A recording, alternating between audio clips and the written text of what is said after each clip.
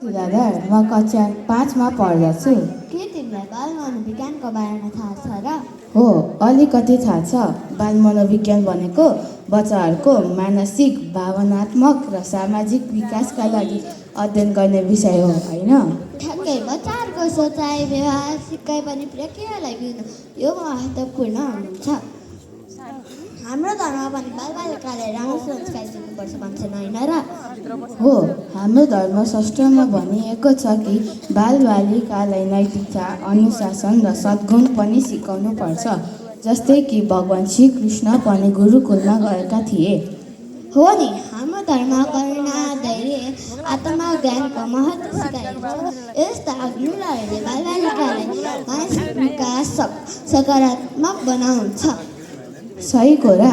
त्यसैले बालबालिकालाई माया मात्र होइन, उनीहरूको सोचाइ बुझेर सही मार्गदर्शन दिनुपर्छ।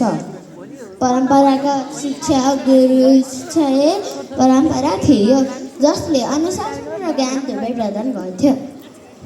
हो, बाल मनोविज्ञान र धर्म दुवै मिलेर बच्चाहरूको उज्जवल भविष्य बनाउन सकिन्छ।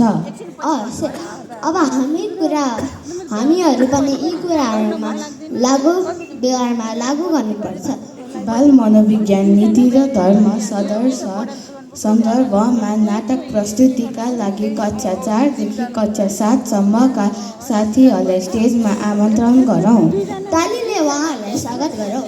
धन्यवाद।